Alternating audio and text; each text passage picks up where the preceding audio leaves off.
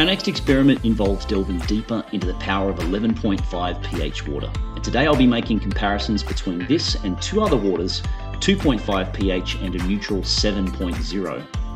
On our K8 model, the 11.5 water is accessible from the top hose when you press the 2.5 pH button, and the 2.5 comes out the bottom hose, as you can see in the video. 7.0 has its own button. Now, 11.5 pH is an emulsifier, which means that the water can facilitate the mixing and stabilization of substances that are normally immiscible, such as oil and water, as you can see in the video here, especially water with an acidity below 7. The high alkalinity of the 11.5 pH water can break down and disperse these fats and oils, allowing them to mix more evenly with the water and form an emulsion, or a homogeneous liquid. As you can see here, the 11.5 does a pretty damn good job of doing this. Imagine where in your day-to-day life this could replace products that you use that are expensive or even chemically based.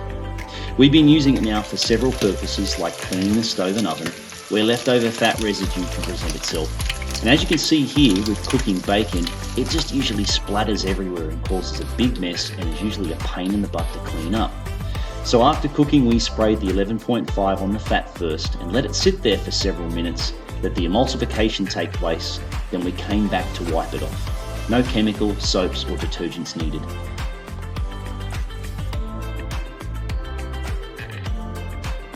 And we've also used it to cleanse the shower floor to remove oil and dirt from our feet.